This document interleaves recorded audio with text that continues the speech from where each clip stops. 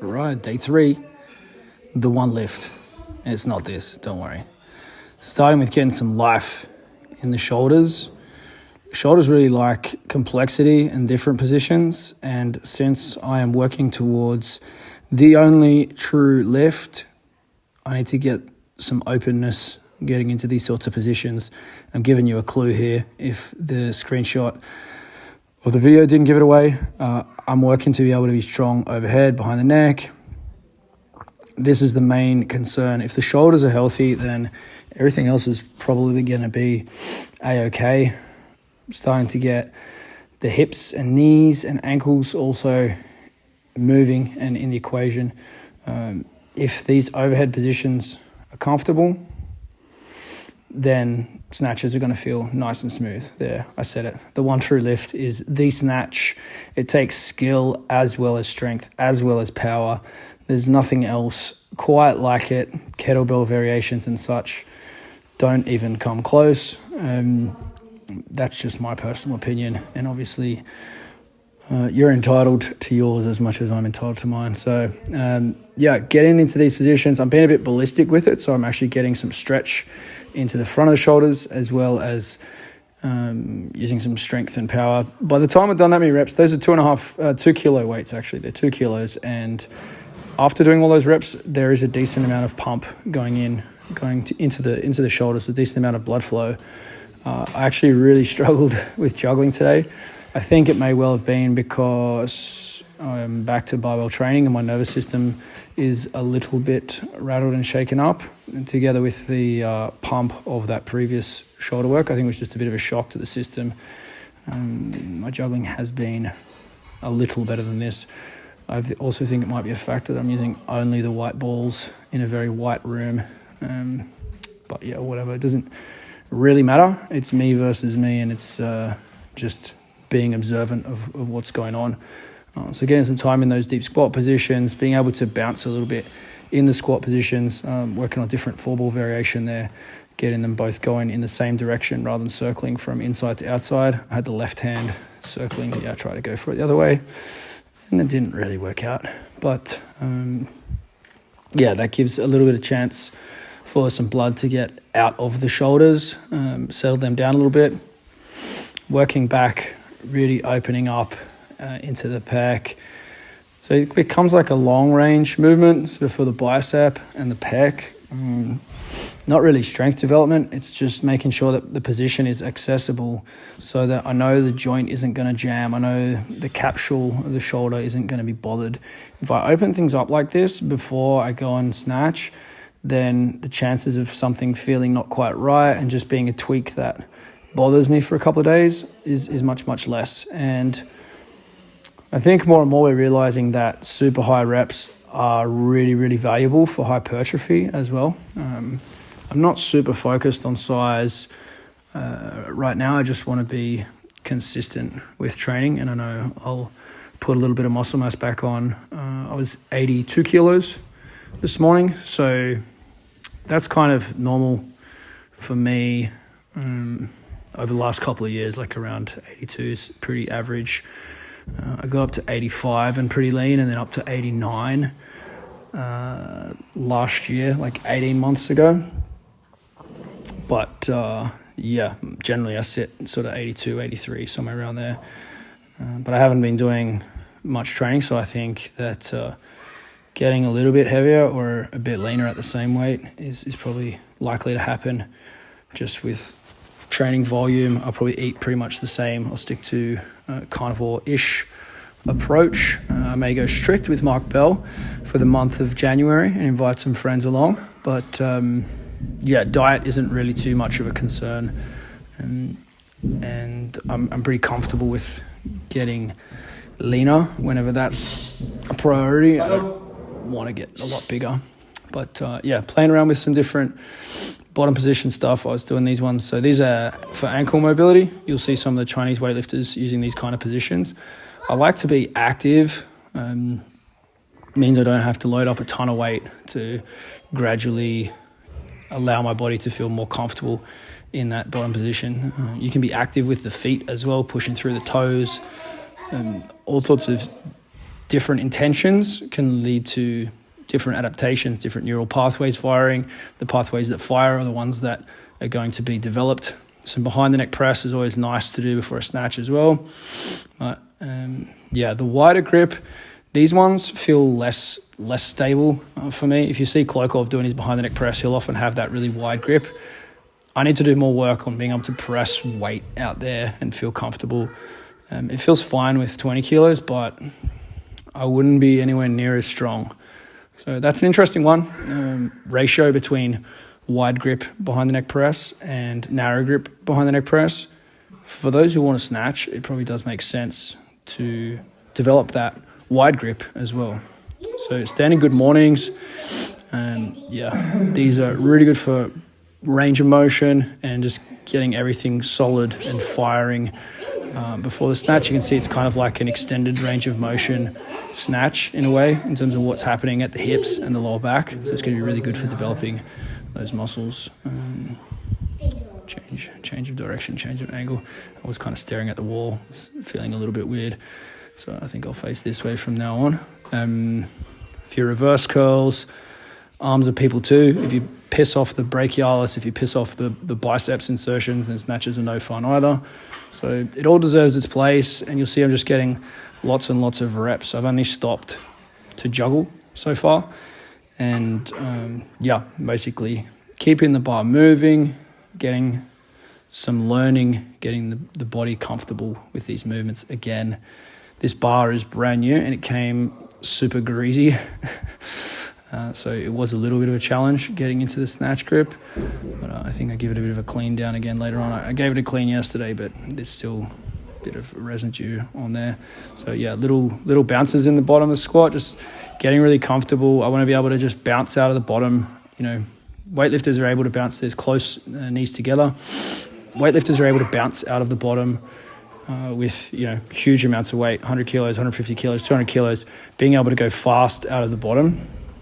Something that I never really felt that comfortable with because my knees used to always hurt when I did weightlifting. But if this ATG stuff is so good, if this short to long range stuff is so good for tendons, then I need to prove that. And I mean, so far so good. Getting in and out of those positions, that wasn't comfortable for me for all the time that I was trying to go to the Olympics for hockey and developing myself as an athlete. I never would have felt comfortable doing what I just did there. So as much as all of this stuff, you might look at it and you might go like, get to the real stuff, like this is boring, whatever. Or maybe you're not, I don't know. You tell me what you're thinking, whether you want to see the warm-ups. But it kind of is, it's the big stuff because it's easy to do the heavy lifts. What's tricky and what holds you back is if you get injured, if you tweak something, if something doesn't feel quite right, then that's really a huge part of the challenge. So one of the things that I'm going to do differently in this 2022 journey to be my best ever physical shape by 40, one of the key things that I'm focusing on is higher reps and doing a lot of preparation stuff. And it will mostly be instinctive like this. One of the questions that you might have when you're looking at this might be like, what program are you doing? Where's it all written down? At the moment, I'm getting my body moving. I will have times where there's like clear and specific stuff that I'm working on, and I'm going after repeating different blocks of then strength work, etc. But I've been training consistently for 20-something years now. I started training consistently, I would say, when I went to university at I was 17 when I started university, 18, I just turned 18. So 21 years training consistently. I know a bunch of stuff, and I don't need a program to be on to make a lot of progress, especially when I'm kind of deconditioned to barbell work as I am now. It doesn't matter about the sets and reps. What matters is like really practicing the technique, getting everything feeling smooth, making sure the positions work. That's what I'm really focusing on. So you'll see there's like tons of detail in terms of making the shoulders feel right, getting them prepared, having them active, warm, activated, strengthening them, they will adapt well to this high volume of work that I'm putting them through. You might look at it, I would have looked at this at the past and gone like, this is all just fluff and nothing's actually happening. But if you could feel my shoulders, you would know that, there's a bunch going on there. Like I'm getting a decent sweat on, there's a lot of lactic acid. So this is the small stuff, but I think it is the big stuff. I know that I can push myself to lift sort of hard and heavy. What I need to prove to myself is that I can be patient enough to get to best ever lifts. Okay, so here we go now. Snatch, getting into the bottom position. I am sort of using a looser bottom position. I don't have any weightlifting shoes. I probably will use weightlifting shoes at some stage, but I can also get my body used to being able to snatch in flat soles as well. It's very doable.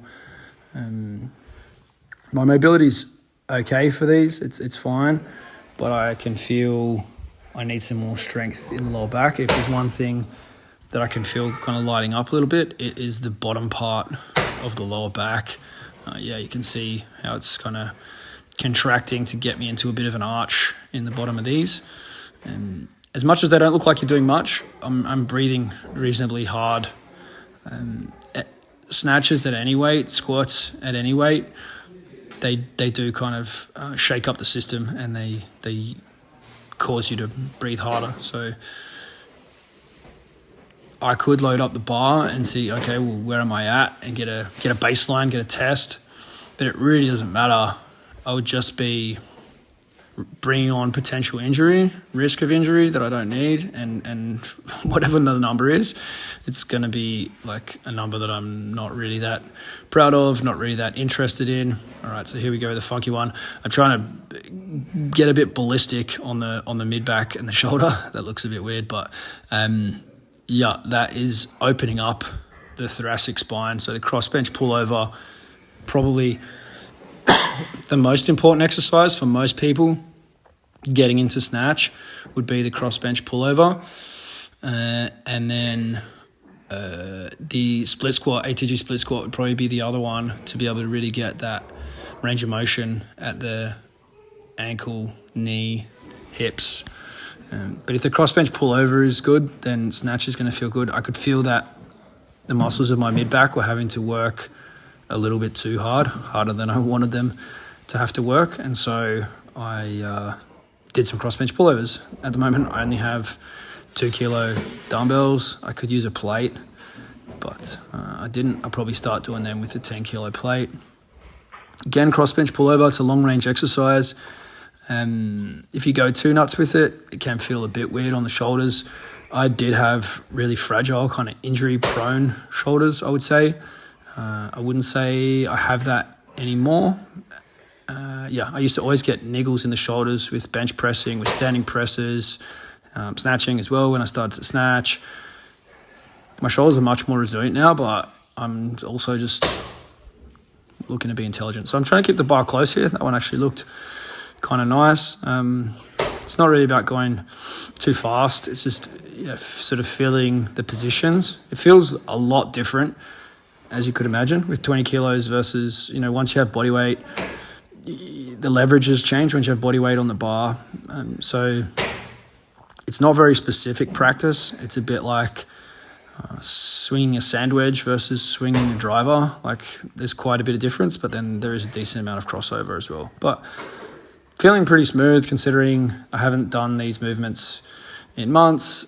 I think I got back to snatching maybe I think 67 might have been the most I snatched on SARC, which is not good at all. I didn't really push power snatches, but my power snatch probably wouldn't have been very good either because my squats weren't super strong, my deadlifts weren't strong, so it's been a while since I've had a nice snatch. I think I got 90 a bunch of times, a few times at least, when I was back at Noosa.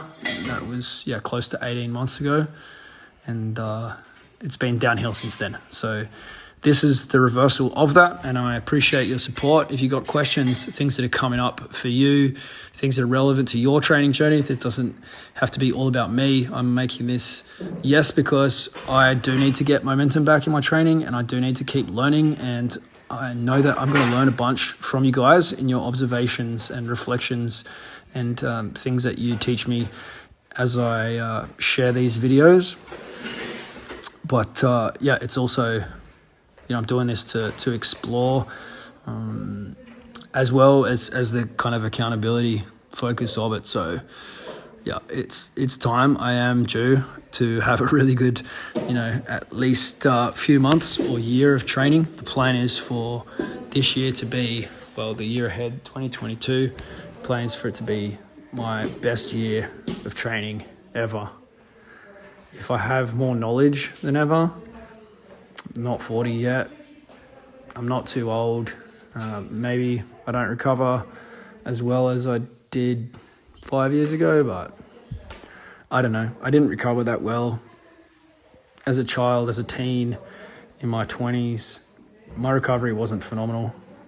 I think I've probably recovered a lot better in my 30s since I started doing carnivore diet and sorting out gut issues and things like that. I've probably actually recovered better anyway, so I'm not really thinking age is too much of a detriment at this stage, but I'm going to continue to, explore that anyway, and my body will tell me the truth on that. It looks like the camera has decided to focus on the squat rack or something at this stage, but yeah, so... And the idea with the heels elevated is being able to get super, super deep and really use the quads for the movement. And again, just starting light, getting comfortable, trying to figure out training on squat stands. I haven't consistently trained on squat stands before. But yeah, playing around with these clips, getting things organized. I think... what I did with these after, but I'd love to know what you're thinking about, your focus for 2022. What are your goals with your training? Have you set yourself some serious targets? Do you know exactly where you want to go? If there was one key lift and one key number, what would that be for you? I'd love to know what you're thinking about. It does make a big difference, I think, to set your intention, to be clear about it, and to share that.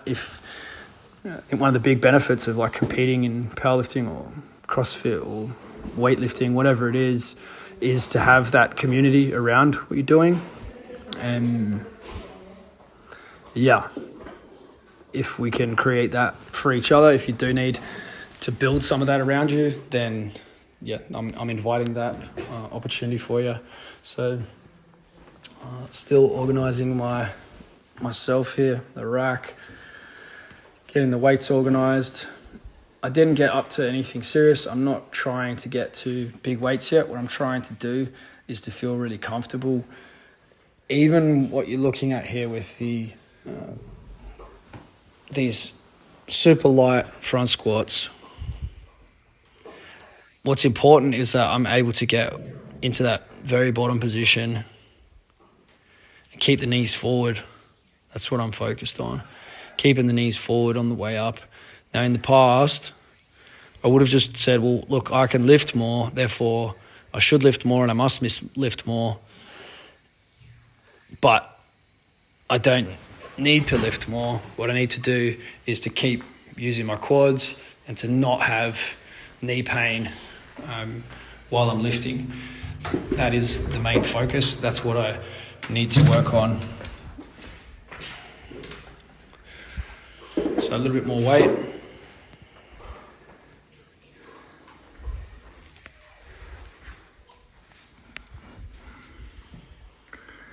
And these are inner range exercise for the calves. This is inner range calf work.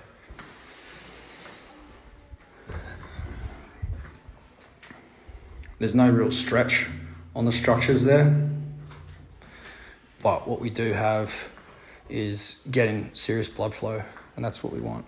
If we can get blood flow into the area, that's the main thing for keeping areas healthy. My biggest injury, biggest niggle has been with the Achilles. I did a bunch of plyometric training in 2010, aggravated my Achilles, and it's just been something that bothers me on and off.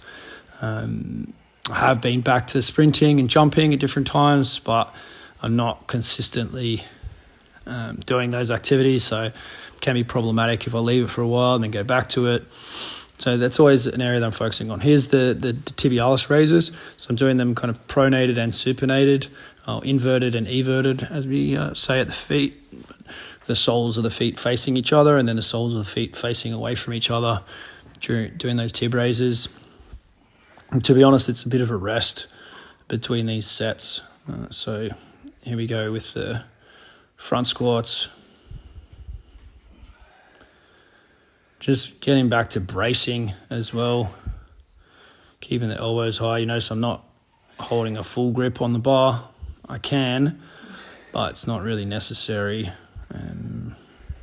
While we're doing front squats, playing around a little bit with different speeds as well. It's good to be comfortable, to get down and up fast. I like doing those sort of mixed tempo, so going slow early in the set and then going faster later in the set.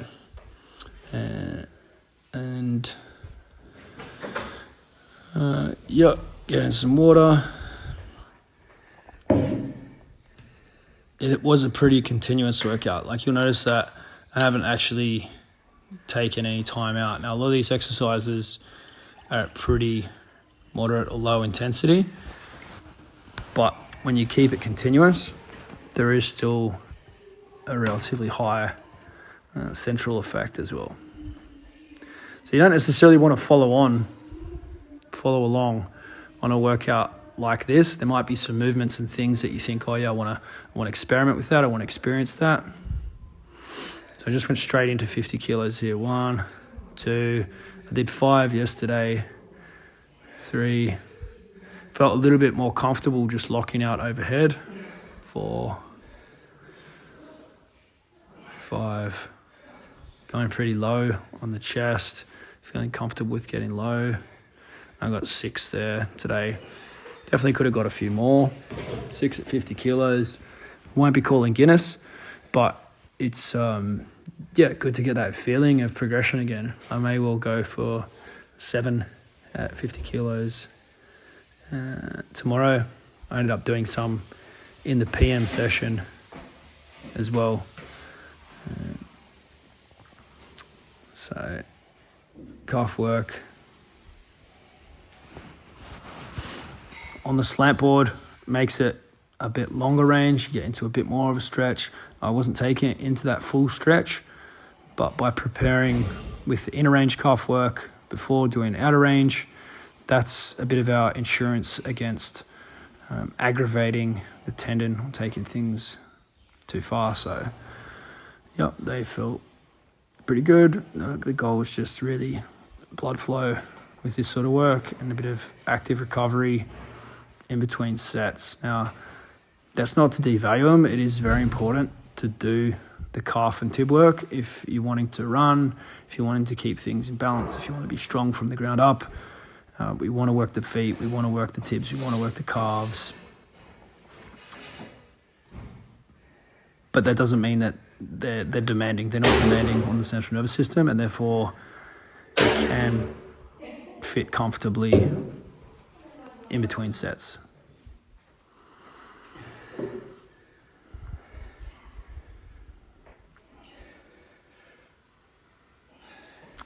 All right, so I also did a few deadlifts, getting comfortable.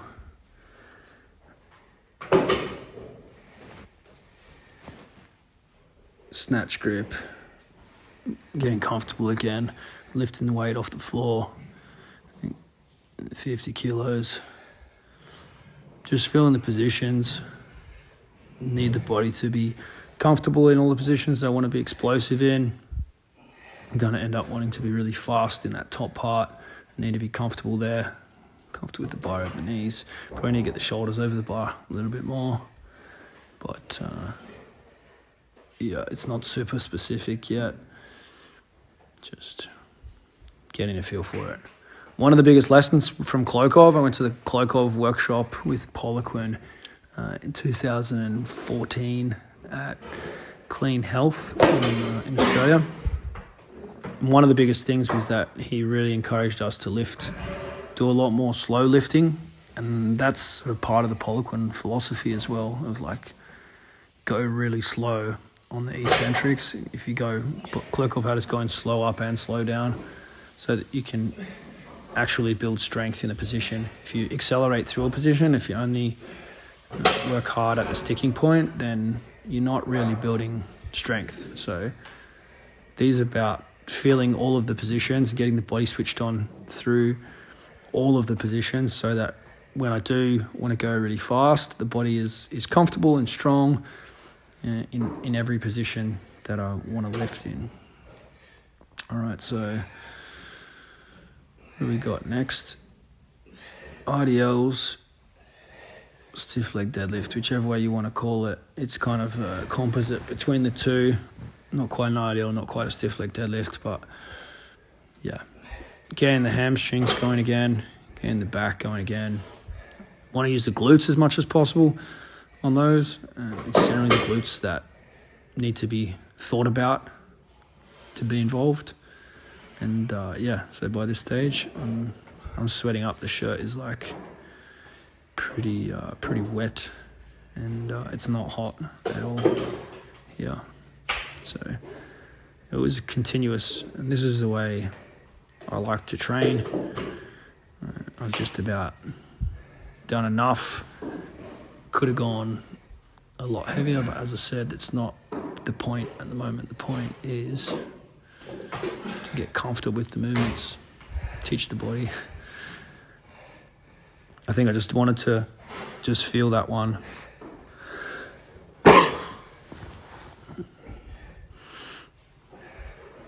Balance, overhead, calf raises.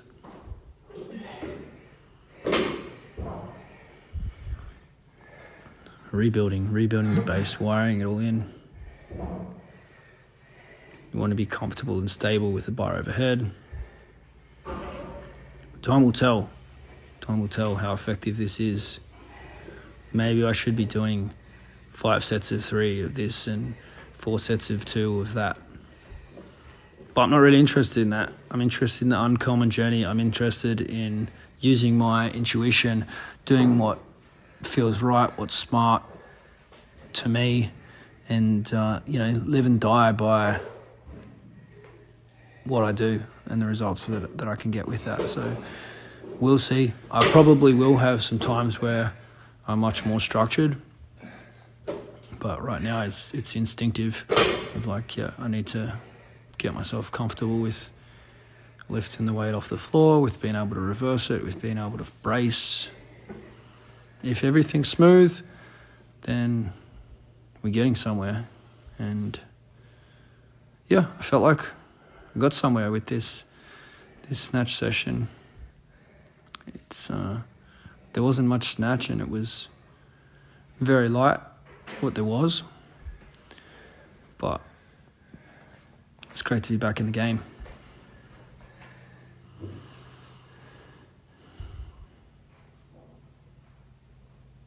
I would say the snatch is the one movement because it has such a high skill, mobility, speed, power, strength component to it. It takes courage.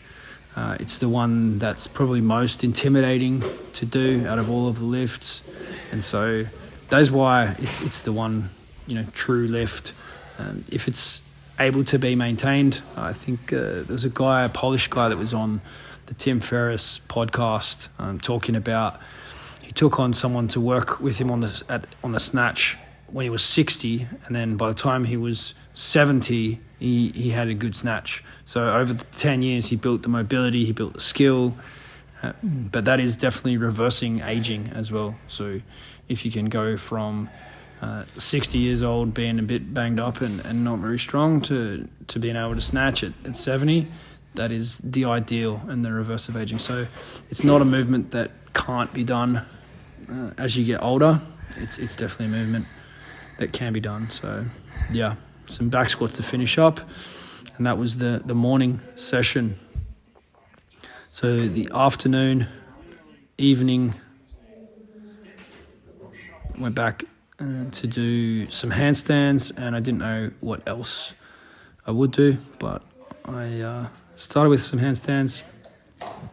First worked on handstands because I thought they kind of looked cool, and I knew that the old time guys did them. I think I was always intrigued seeing like Eugene Sandow and the super old time strength performers. They had the ability to hand balance, and I downloaded like York hand balancing books. So there I'm on balance at about 36 seconds on this timer. Oh yeah, I tried to take my slippers off while I was in the handstand as a little challenge. I failed, as you can see.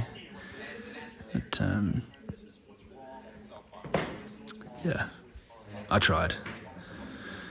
But yeah, I wanted to be able to hand balance in my early days of strength, in my early 20s, and I didn't really work it out. I played around with some things, but I didn't really have a clue what I was doing, and I didn't persist with it. And then I went to the PICP 1 and 2, the Poliquin level 1 and 2 education at what was Winning Health Solutions, Tom Hibbett's gym. It's Winning Strength now. And there was a coach there, Rasmus Thoro, Danish guy who actually has a brilliant gym in Denmark now. And he had a gymnastics background, and he could do handstands and walk around on his hands. And he was strong as well, a smart guy.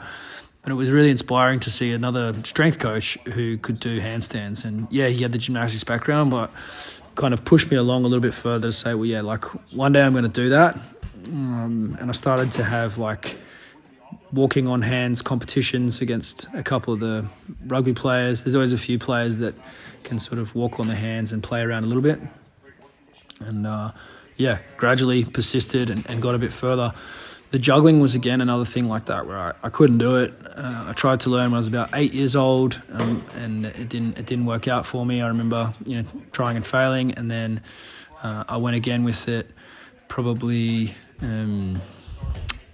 when I was about 20. Some of the best hockey players that I was playing with, they could juggle, and they were like pushing into the Australian teams, and I wanted to be more like them. And I thought, maybe there's something missing in me. Maybe there's a gap in my brain or my vision or something that I'm just not going to be able to do it. Maybe that's why I'm not, going to the Olympics like those guys just yet.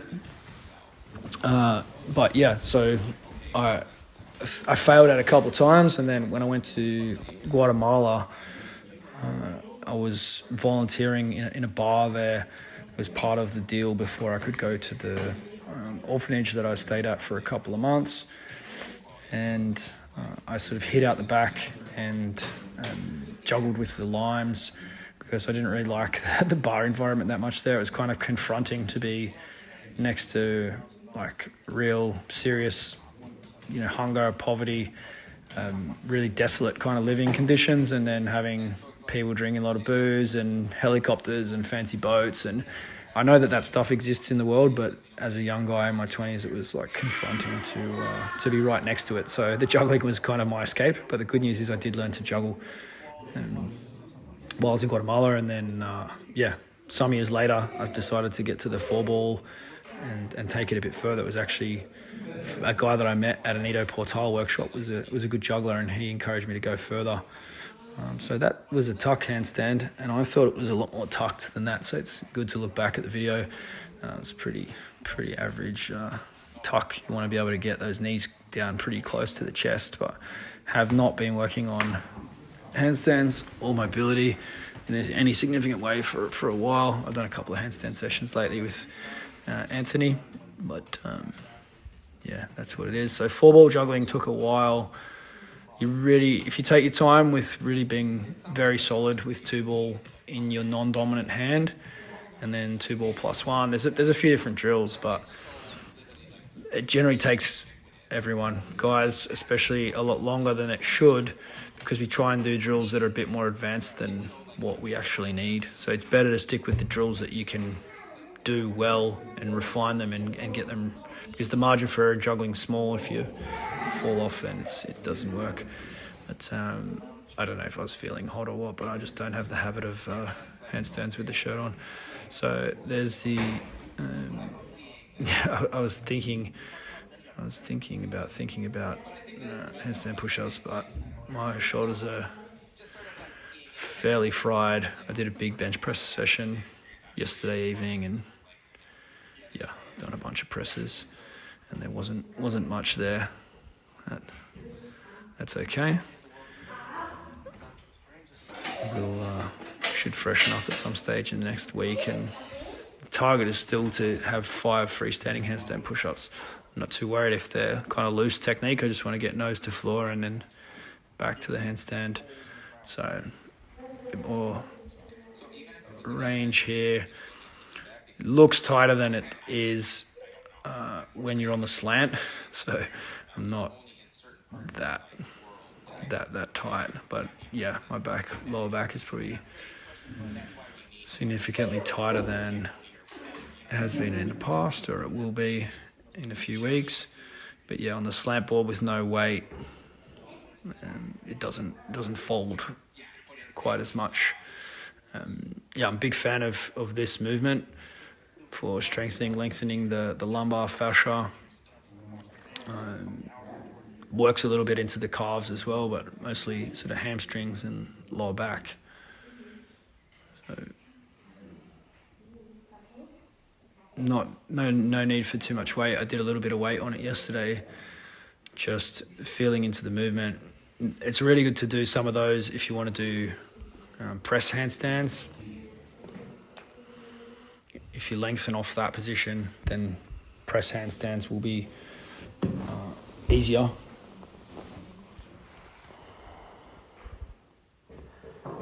But yeah, it's just good to be back into it, good to be finding routine again, and to have some purpose.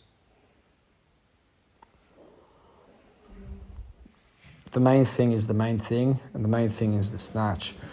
So definitely 2022, the year of a new best on the snatch. I snatched 100 kilos once. I snatched 97.5 a couple of times on different occasions. I snatched 95 a couple of times. But really, like 90, 92 was sort of the weight that I somewhat, knew I could hit. I hit 87.5 on the minute, 5 minutes. So like 5 times in a row on the minute, 87.5. I hit that on the day that I hit 100. So,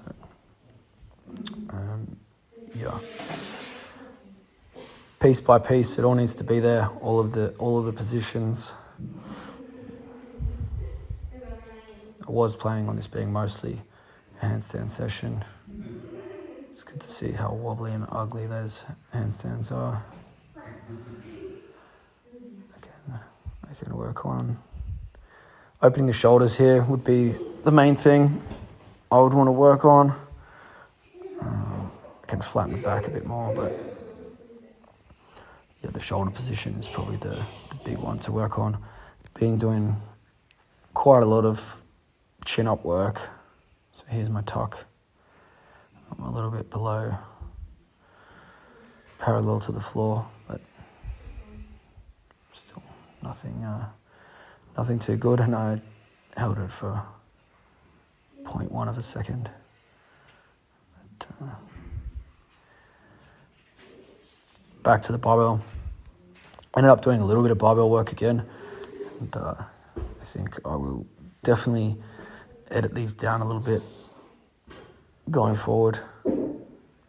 It's probably a bit longer than anyone wants to hear, including me. But we're getting there.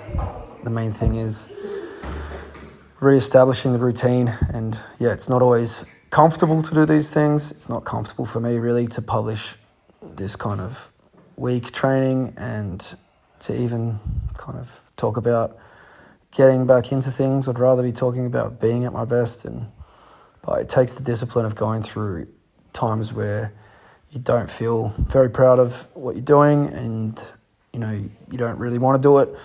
And then if you can stick with that, then you can get to the times where you've actually done something. And yeah, this is sort of me documenting the journey.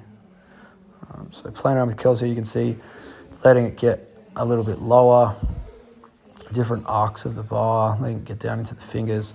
I like playing with all those sort of subtle variations. Finger strength is also really important.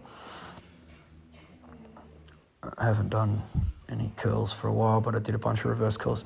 I really like these ones. If you haven't done these ones, this is inner range work for the flexors and extensors of the wrist. I'm letting it go down into the fingers as well, so I'm getting some finger work. These are great for bringing a pump into the forearms. I think I picked these up in Georgia watching Russian arm wrestlers preparing for their arm wrestling session. So they did a bunch of sets of these up to like 50, 60 kilos and a few other movements I hadn't really seen before. But it's interesting that they were using inner range work for the extensors and the flexors before going into their arm wrestling, which is something that's very demanding for the tendons of the forearm and the elbow. If I had one part of the body that's not very happy with the return to training on day 3, it would be my lower back. And so the lateral flexion stuff, working on quadratus lumborum, and just bringing life into all areas of the lower back are probably the combination of like weight training and a lot of sitting around. I do a lot of work on the computer.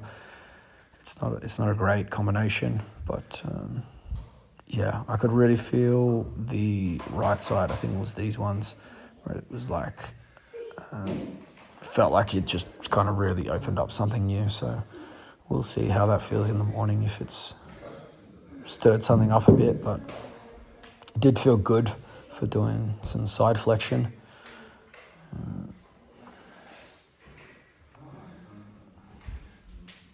So deep knee bends, more like the old style, up onto the ball of the toe, ball of the foot.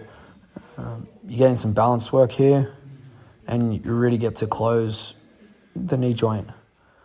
So that full depth with a bit of balance. The main thing that needs to come up to get the snatch going again is the squat. So the more squat pattern I do, especially light rep, lower rep stuff, I think lightweight, higher rep stuff, I think is going to play the biggest part.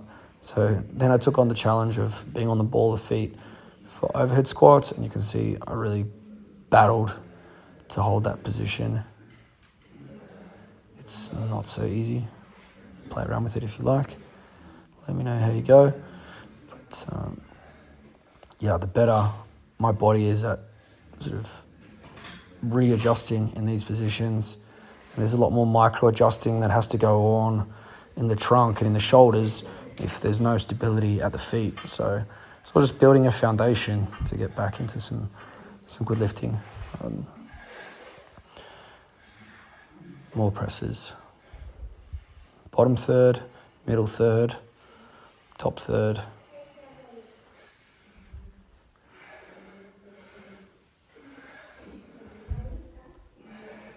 $85 kilos is the minimum target. But I was thinking about 100 kilos. 100 kilos would be a serious overhead press. Probably, yeah, that'd be full on it.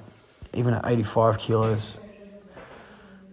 Be very uncommon, but yeah, that's the big movement. So I like doing a bunch of them. Empty bar, using some tendon, and then you can see, yeah, working for speed with this 30, trying to make it feel like an empty bar. It did feel really nice and light. It's a good way to warm up, to sort of ramp the nervous system. Makes the top weights not feel quite so nice, because you can kind of get used to that feeling of it being fast and elastic. But yeah, 30 kilos felt good. So 40, getting towards the end of the training day. Still wanted to see the same speed on these. I was planning on doing 50.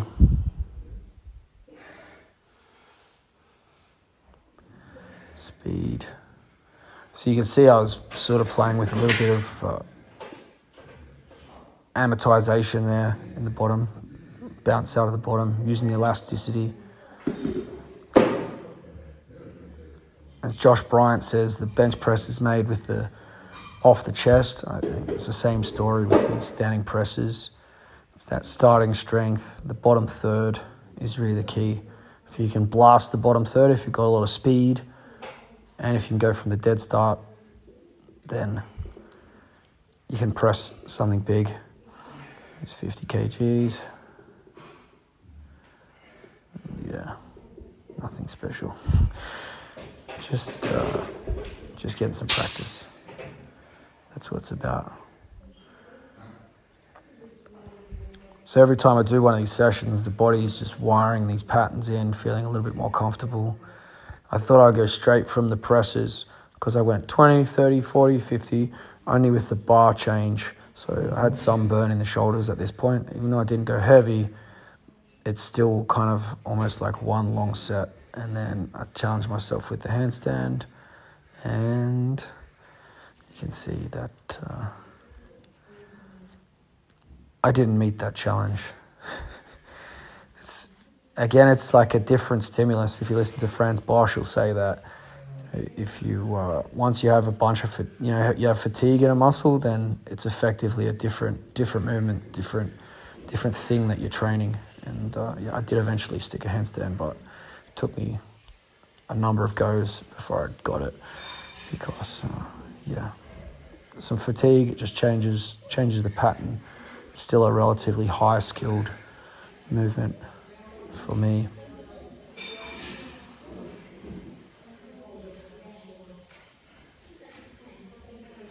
Man, it's quite a long training day. Not really, but I'm still only 45 minutes in, right? Like people talk about, I don't have enough time to train. Like I did all of this, and we're just about getting up to like 50 minutes worth of training. And so these are kind of like a hybrid between a tuck planche and like an L-sit. So you're getting some work for the abs, you're getting some work for the hip flexors. There's quite a lot going on at the shoulders, like serratus anterior, working triceps. These new parallettes are like shaky no matter how I put them, or at least one of them is. I think it's put together properly, but I can't be 1,000% sure. Handyman skills is not my strength. But yeah, L-sit. These are not feeling very good at generating a movement that I'm quite good at, that I can hold for quite a long time. I could still hold it for a while if I really put my willpower to it, but I can feel that it's not where it should be, where I want it to be. I actually had probably the two worst injuries of my training career so far this year. So I had like a hernia in my abs, so that's why I'm happy to be able to L-sit again, but it was really painful, kind of lower ab tear. I did that maybe 4 or 5 months ago, and I was just hoping it would come right. I haven't talked about it, but it's pretty much good now. I didn't want to get surgery. I don't like even looking at any of those paths, but it was quite painful. But it's gone. And so I was looking at this, trying to get back to the Maradona 7. So I've done it. I think this is a Christmas tree maybe, actually. So you go like right foot, right knee, left foot, left knee, left shoulder, head, and then down the other side. I've worked on it also, like left foot, left knee, right knee. But yeah, I realized like after years of pretty much only weight training and just playing around a little bit with the rugby ball with players, that I was becoming quite uncoordinated. So the juggling was part of the solution to that, but then I realized like my foot skill was so poor and my balance on my feet was poor. So we want to have balance on the feet, but it's kind of boring to do like balance work on the feet. So foot juggling is a great way to build balance, and if I can get into some fancy hacky moves, then that'll have all sorts of explosive hip mobility in it as well. some back squats to finish. Nice and smooth. Baby weights. But the weight isn't important. What's important is it's day 3 and we're moving forward. Got some momentum. Momentum is a powerful thing. You don't need to have intensity to have momentum. You need to have consistency to have momentum. Someone was trying to argue with me today that average is okay. But if you're average every day, then you're actually not average. You're uncommon, because consistency is extremely uncommon. So just turning up and doing something that's not really that difficult, that's enough to be among the top few percent. Not enough to break the world records, but it's enough to be really good at just about anything. So a little bit of split squat position. The other major injury, so that I told you about the hernia, the other major injury is like a pelvic floor or pubic symphysis injury. I think it came from a combination of doing side splits and front splits and pushing them both pretty hard. It just kind of snuck on, and then it just stayed, and then I didn't really know what was annoying it, and yeah, it was kind of crippling where I didn't really want to walk downstairs, and probably equally as horrible as the hernia type injury that was like really painful to cough or sneeze. But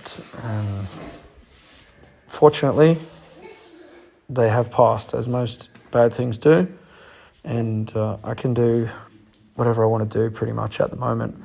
I don't really have any pain at the moment. My only issue is probably I'm a bit tentative still about the pubic symphysis thing, and